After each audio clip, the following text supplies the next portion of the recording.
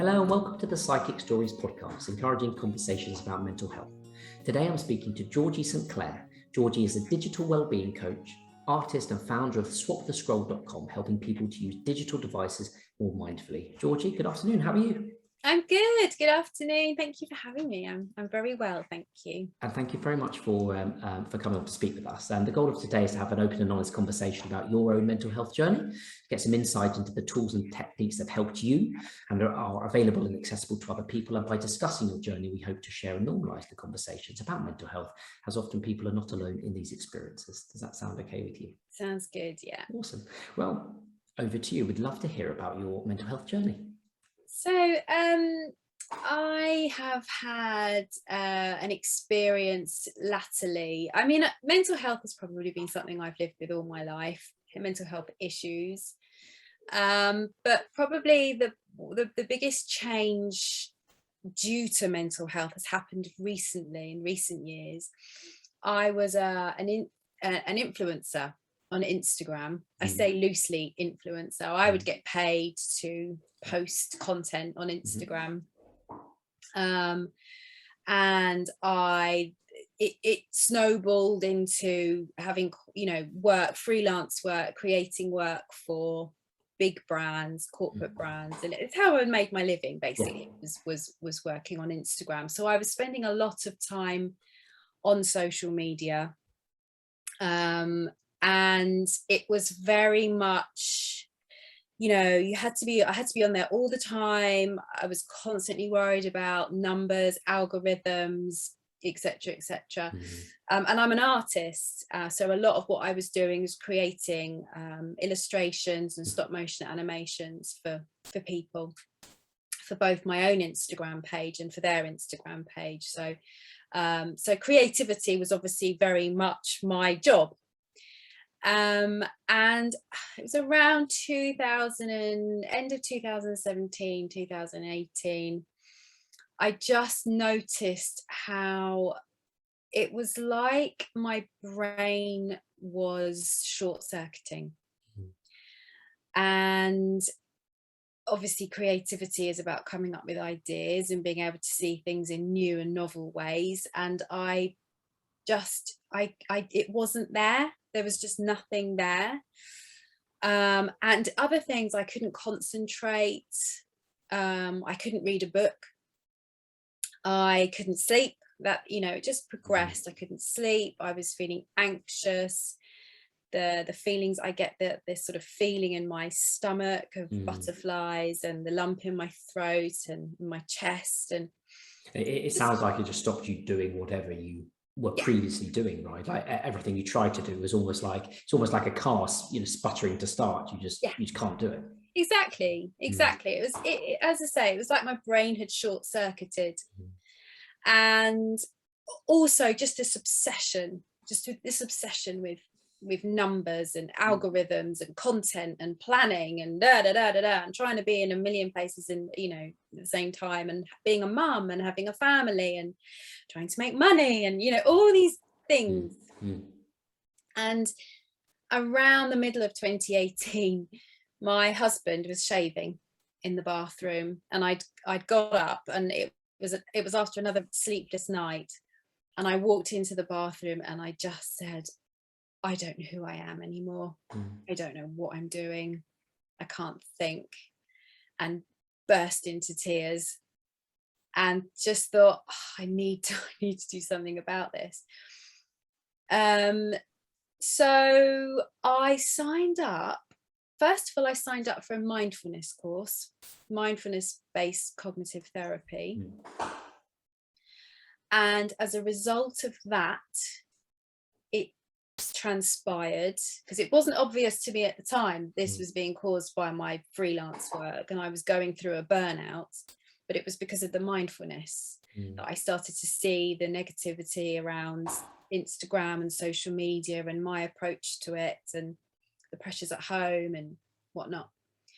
So it was through that I kind of realized that this app was changing my brain, which got me very curious.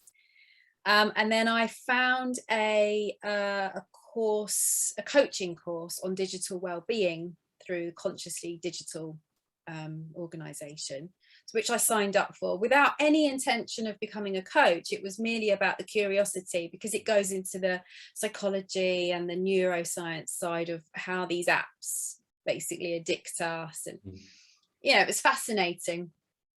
And it was during that I just thought, I cannot do my job anymore. I cannot do this freelance social media job where I'm basically encouraging other people to be going onto these apps, which are essentially addictive, the way they're designed. They're certainly designed to capture your attention, aren't yes, they? Exactly. They monetize your attention. And I just, sorry to interrupt, I'd just like to ask, so how do you get into being a, you know, like a creative influencer? Like, because you were did it start off as a kind of, you know, being an artist, you being freelance? Was it kind of, you know, supplementing your income and things like that? So it started, I've always been artistic, I've always done design, but it was actually after my daughter was born. She's 8 now, but after she was born, I started just playing around with my phone during her nap times, and this Instagram app was out, and it looked really cool and exciting, and people sharing nice photos. So I started taking photos and just showing what I was doing, and it just built from there. It was pure luck, I think, and I was just in the right place at the right time. And because what I did was very flowery and pretty, and I, you know, grew a lovely following of people when in the days when Instagram was really a community of other photographers, illustrators, artists. And it just grew from there, and then brands would give me stuff for free, and I'd take photos of their product in my style, and I just, yeah, it just grew from there. Then I taught myself stop motion animation, and then because of that I got an agent, and that's how I got the work for the big brands. So it really started out as a nap time hobby when my daughter was asleep, and moved into the illustration. I had Not on the High Street store, Etsy, you know.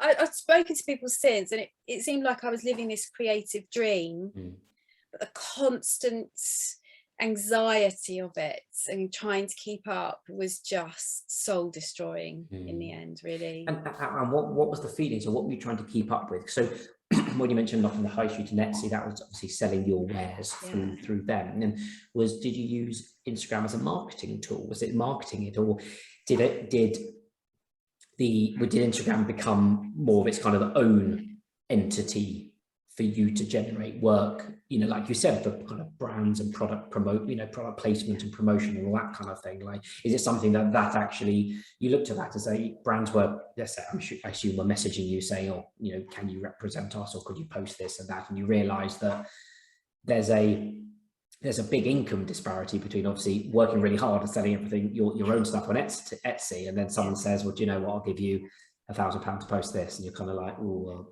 you know, I assume it's kind of quite alluring. Very. Oh my goodness, it's addictive. And then you get all this, you know, you get all the likes and the followers, and then you get paid, and the money, when it came to creating content for other people, the money was very good. But yeah, the Instagram was this beast of itself, and the work I was creating on Instagram was then feeding the Etsy shop and the Not on the High Street shop. Okay, yeah. So it really did start from Instagram. I mean, Instagram was brilliant in the beginning because it gave me a place to experiment, and I used to describe it as a sketchbook. Yeah, you know, it was like a visual sketchbook, and you could see how people react to it. Yeah, exactly. I was sharing. It was community. It was lovely. We were just sharing with other people, and it did work in the beginning. But then, as soon as you start bringing in metrics and the likes and the algorithms and things like that, it's not fun anymore. You're performing. I felt like I was performing, and the work that I was selling wasn't my passion project. I was selling it because I could. It wasn't the work that I was really interested in. So a question, if you don't mind me asking, is it sounds like you kind of slipped into that. Like, what was there a point where you could have said, well, do you know what, this community has changed, I just don't want to do this? Or is it something that was almost like there was a point of no return, you just didn't even realize, you just kind of slipped into that? Oh, that's a good question. I think, yes, I think I slipped into it very easily, and I loved it. Because in the beginning, I used to meet up with people in real life as well. That's another thing. We used to go to Insta meets, as they were called, and you'd actually meet the people that you were chatting to online, and we talk about this place. What happened though is when I started to meet people and the conversations changed, and people started to, there was a lot of anxiety around it, and a lot of, I didn't get as many likes, or I'm not being seen so many, around so many people. And then there was all these courses that came along that told you how to get more followers, get more likes, be seen. I used to teach these things. I also did workshops where I was teaching businesses how to, it's quite ironic, how to use Instagram, because you had to be on it all the time. It was like a dog, really, and you have to feed it and look after it, and Almost like those. Do you remember those Tamagotchis? Yes, exactly. Yeah. It's basically, Instagram is a mass media Tamagotchi. It is, exactly. Yeah, I have to use that. That's really good. Yeah.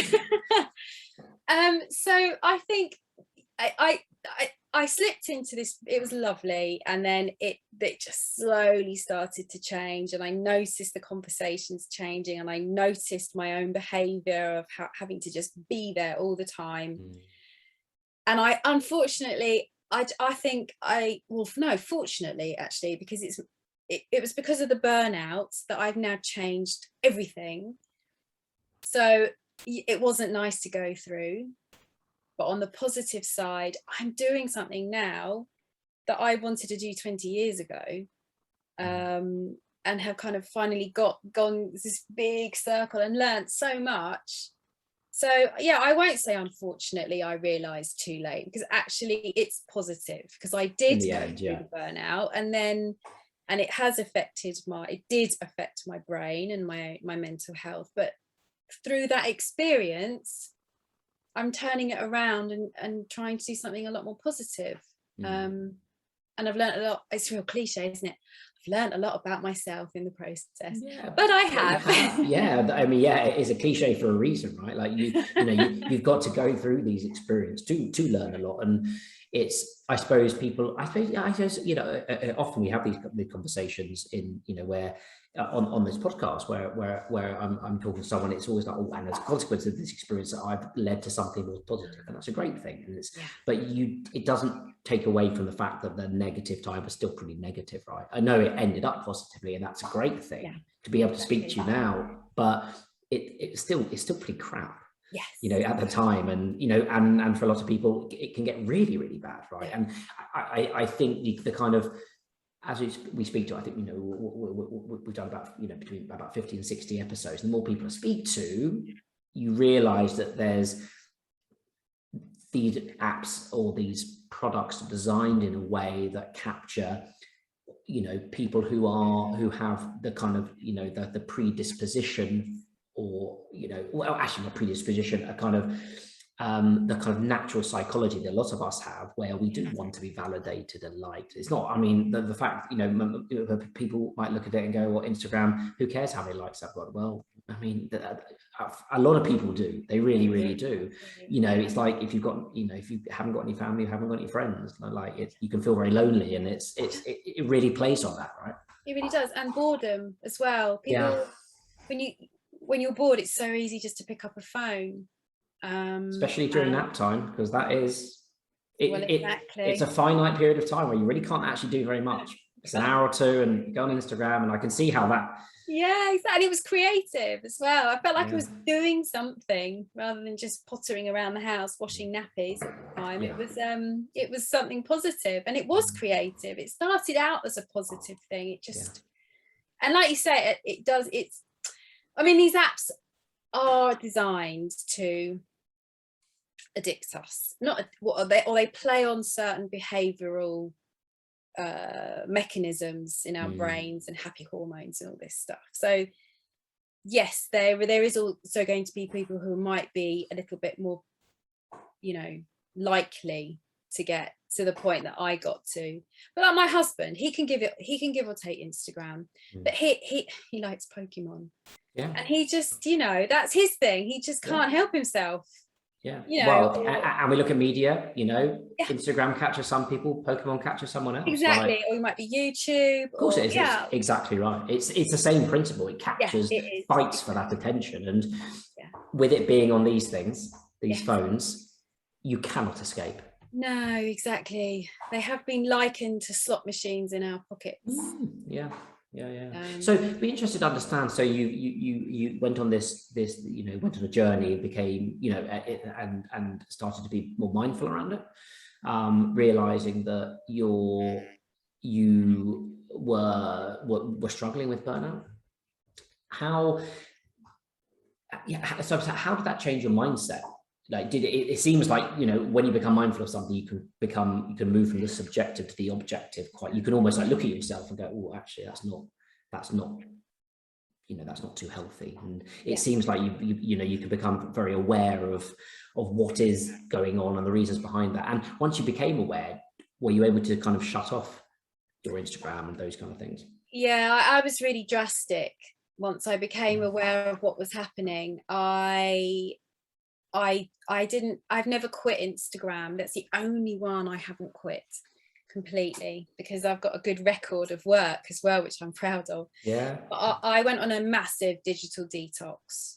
And I was quite militant about it. I would allow myself 1 hour. I didn't watch TV in the evenings. I'd allow myself to watch a movie on a Friday night with my family. Podcasts, I would say, right, no more than maybe 2 or 3 a week at this certain time. I completely stopped all social media. I deleted Facebook, deleted Pinterest, because I used to find myself on that a lot.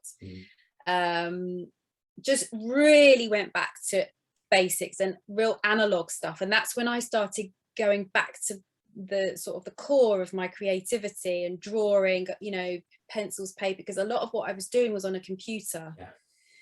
And I also got a part-time job eventually. This all happened over a period of months, but I got a part-time job once I actually decided to completely ditch my freelance. I got a part-time job just to help me with the financial side. I still took a big hit, but my mental health was more important than money, you know. So yeah, I was very drastic, and it was only through being that drastic that's when I realized that where the burnout had taken my brain. And I talk a lot about reclaiming my brain, and it was by switching off digital devices and being so militant about it that I was able to get back to a neutral position where I could then reintroduce things and say, right, I'm going to use Instagram, but I'm going to use it for XYZ, or I'm going to check emails, but I'm only checking them once a day at 1 o'clock at lunchtime. And that's control. That's bringing your life back into control, right? Yeah, exactly. It must have just felt like, right, I'm now back in control. Because I mean, it must be. I suppose when I think it was at university when Facebook first came out, that was, you know, you got so much time to just like mindlessly look at other people, frankly, other people's lives. And, you know, it's before it all became business related. But even then, like, people were spending hours on it. And I definitely was. But that idea of fun. It was fun. Yeah, but it's fun. Like, fun. Who doesn't like looking at other people's lives, right? Yeah. It is fun. Like, can't help it. And you've got your friends, and it enables you to connect. You know, there are some positives around that. But I agree with you. Like, you know, very similar. Like, I came off Facebook, deleted it all. And your head does shift back to the analog, but then at the same time, you do feel like you're left behind in some respect, because there is that FOMO thing as well. You know, that fear of missing out. There's FOMO, but there's also people started to organize their whole lives on Facebook. Come to my birthday, come to this. It's like, well, that's right. I don't have it. Can you text me? Because WhatsApp wasn't around. It's like, well, no, I'm not going to text you because it's on Facebook. It's much easier for me. It's like, well, then. So actually, like, you know, you do pull yourself away. You might be more in control, but technology the entire world pushes forward, and you're kind of it really left does. there. That is so true. And even, you know, I've talked about ditching my smartphone for so many times, but you can't. I have to pay for parking. I'm in Brighton. Yeah. With my phone, I can't. My kids' school, it's all done on an app on my phone. Yeah, and people do. I mean, luckily Facebook has kind of we've gone to groups now with Facebook, haven't we? And WhatsApp, so everything's more on WhatsApp now, isn't it? But absolutely, I did definitely really have to push people and say, I am not on Facebook. I don't get your messages or your invitations. You're going to have to email or text me. Yeah, it's interesting you say that, actually. But also, and if you don't want to email and text me, well, we can't be that good friends. So but exactly, I'm going to unfriend you from my physical little book. Yeah. Okay, so so that process, you know, I'd love to talk about how you've developed your business, sort of the Scroll, you know, which is your digital well-being coaching business. What would what would your advice be to people? Like, what are the kind of that kind of mantra for digital well-being, for healthy digital well-being, acknowledging that, like you said, smartphones are very useful, but how can we use them in ways that don't affect us, in ways that perhaps all the apps want us to? Yeah, absolutely. It's all about setting intentions, really, and just being mindful, obviously, of why you're using your technology, what you want to do with it. How do you do that? Well, how do you do that? Obviously, I'm doing my teacher training in mindfulness at the moment, so I would say practice mindfulness. So if I've got my phone here right now, and it's very easy when you're bored to just pick something up, but it's just about noticing just that moment before you pick up your phone. What's going on in your head? Why am I doing this? In your mind? Why am I doing this? And if you say, all right, I need to go on Instagram, okay, and you say, all right, fine, why do I need to go on Instagram? Okay, I want to check in with my friends, or if it's business, obviously you need to go on for business. And then kind of say, right, I'm going to spend 5 minutes doing this, and then I'm going to come off. And you really have to stick to it. I mean, it could be that you set a timer, you know, for 5 minutes or possibly on your phone, but it's really just noticing why you're reaching for the phone. Why do you need to check it? Why do you need to go on Instagram? Why do you need to check your email for the 10th time this hour, you know? And noticing your body, what's happening in your body. Are you feeling bored? Are you lonely? Are you stressed? You know, all these things. I suppose these, you know, a lot of the, you know, digital technology we have around us, which is constantly on, you know, it craves for our attention, which obviously squeezes out that ability to think and say, why am I doing this? You know, there's no space to do that anymore. You're getting alerts left, right, and center. But like you said, if you can create a kind of a conscious habit and I suppose that's very empowering, right? Like, if you are able to go, what, you know, why am I doing this? You know, instantly there's a inner monologue or dialogue, you know, or a multi-log. No, you know, I've got several voices in my head. But then taking that and, you know, it brings an element of control quite quickly, because often you might say, well, I'm bored. We're like, okay, well, it's not the best reason to go on this, is it? Exactly. And the amount of time that we spend on devices, and you think, you know, people say, oh, I wish I could draw, I wish I could play the piano, or I wish I could read more books, and I can't remember the statistics of how much time we actually spend on our lifetime on these devices, but in that time you could be doing something else.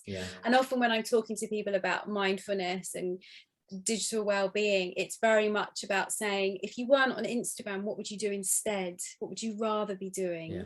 So it might be stretching, it might be going out and pulling some weeds out in the garden, or going for a walk, or starting to do a few chords on the piano or something.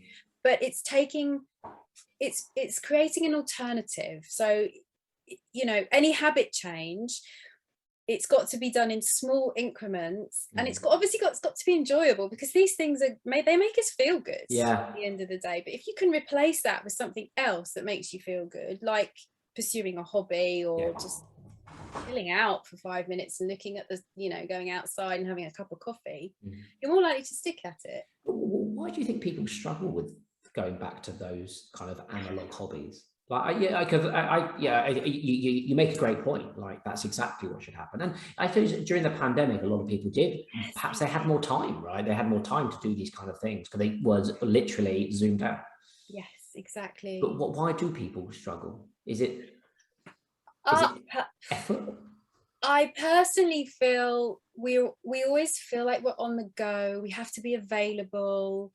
We have this expectation of being busy, of doing the sort of the times of where it was okay just to sit and do nothing have sort of there's a really good book called The Art of Rest by Claudia Hammond, I think, and she does this whole study into what people do as restful activities, and it's all very much things like reading or gardening and things like, but they're all seen as a luxury rather than a necessity. And interestingly, these are all the things that make us feel good. And obviously as an artist, I'm very much about, you know, connecting with creativity, because we are creative. Human beings are creative. That's what makes us us. It's problem solving. If we couldn't have invented tools, and we couldn't have invented these things if we weren't creative. But these devices are making us very passive. So it's very easy just to scroll, you know, you don't have to think, but we're not using our brain, we're not using it in a creative way when we're just mindlessly scrolling. But it makes us feel busy, and it just feels that's what I see, you know. I feel that everyone just needs to slow down and just reconnect with those things that make you feel good about yourself and that make you feel alive. I've always wondered, so these, you know, these platforms, Facebook and Instagram in particular, they're very, very powerful. Billions of people are on them. A lot of people are very aware that it's not for them. But I don't understand why we continue to use them.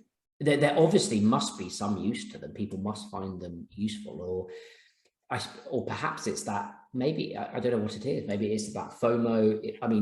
It is surprisingly hard to persuade someone to delete a Facebook account. Yeah, it is. Yeah. I know they make it hard, but it's not actually that hard. But there's something that really grabs that kind of inner psychology of people, and people, I don't quite understand how these companies have become such enormous advertising beasts, when people, you know, half the people on them know that they probably use them too much, etc., etc., etc. And I don't understand how, you know, the whole world can't just switch off Facebook. And then wipe trillions of dollars off the stock markets and pandemonium. I know. Oh, if I could figure that one out, I'd probably be a millionaire. But, the anti-influencer. Yeah, exactly. Oh, and I wish people would just switch off just for a little bit more. I think first, this technology is actually really new in the scheme of, you know, true, life. It is actually still very new. It's still very, and it's not easy when everyone else is doing something. It's actually not really easy to be the one to do something different. And you know, even now I get tempted back to go on Facebook because of the groups, and I do feel like I'm missing out on something, but they're so easy.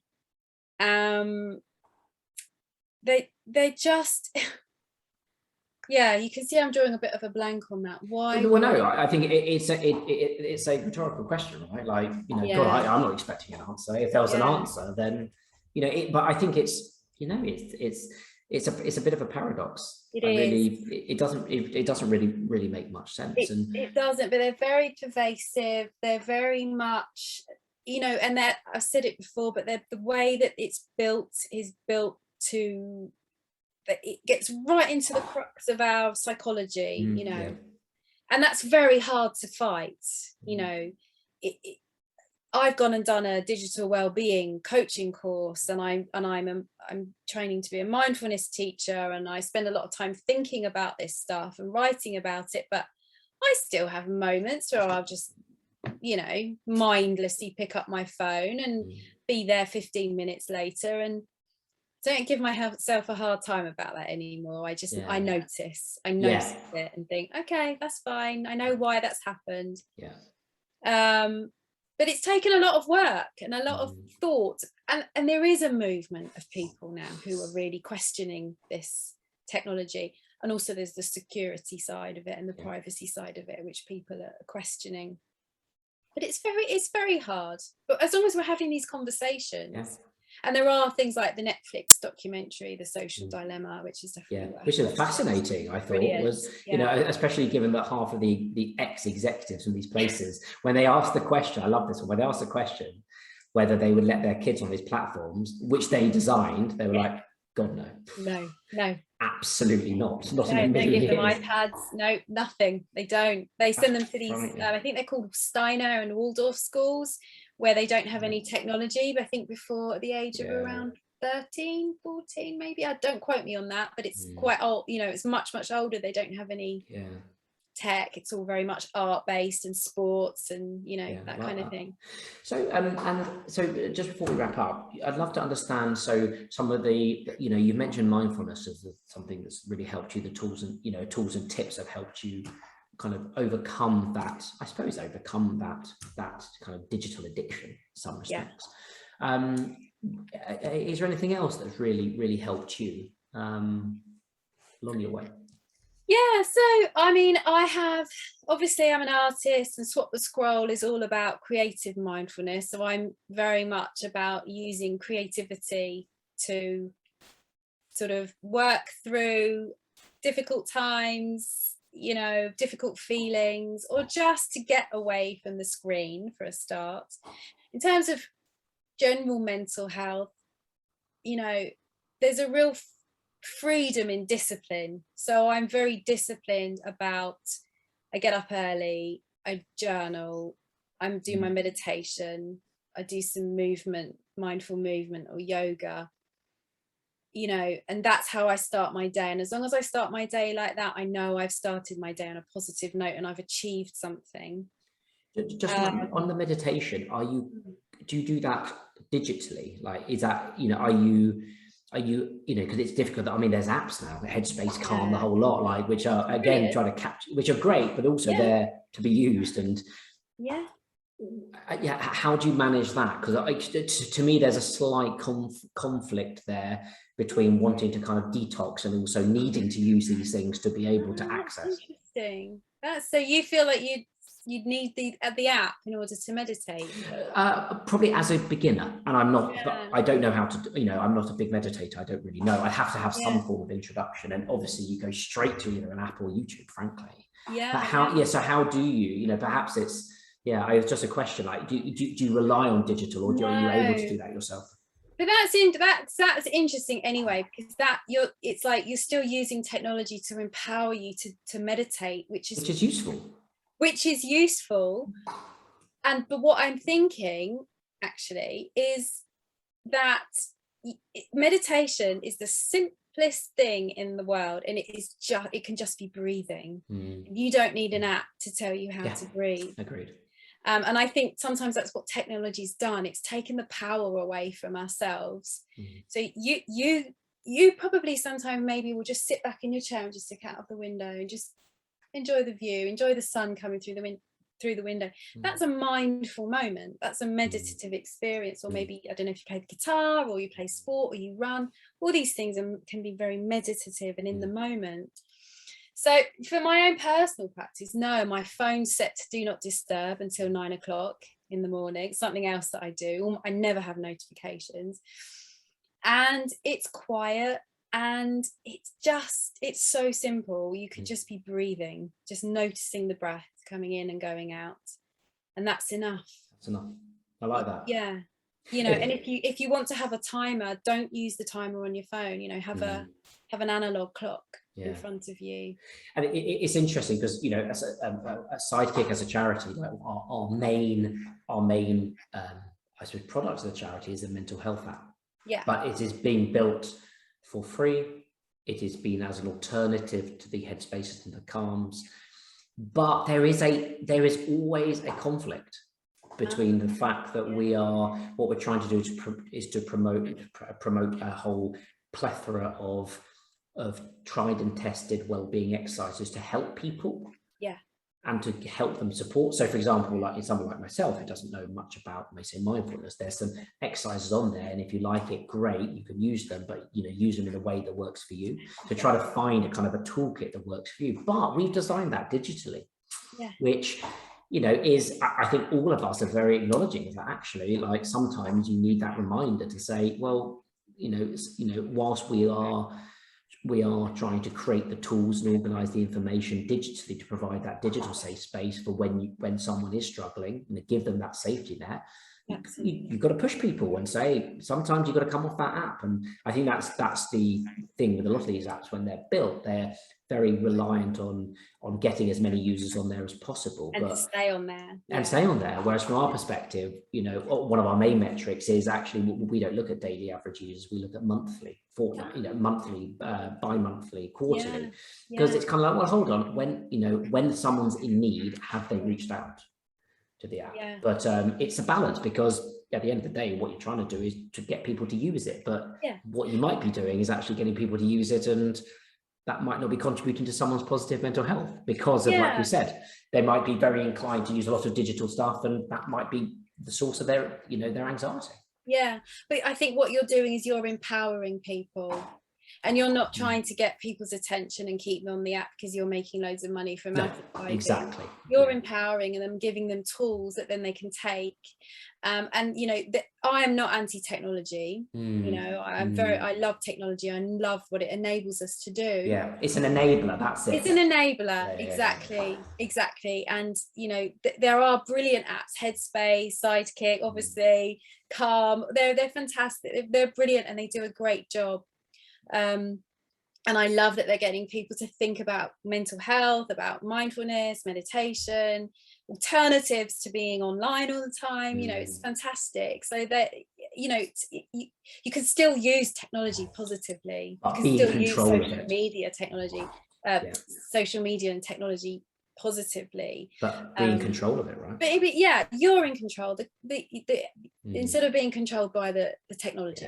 Like basically that. And I like the idea that you're looking at different metrics. I think Airbnb was a good example of the metric is how many people. It started as Couchsurfer, I think. It was about how many people met up in real life. That was the metric. It wasn't about how many people were using the website or the app. It was about the real life connections that people made as a result of the app. So your metrics might be how many people have, I don't know, made a habit change or whatever. I mean, I'm not an app developer, but I like this idea of looking at how you can measure success of technology in a more human way. That's not just number of hours users are on the screen, right? Exactly.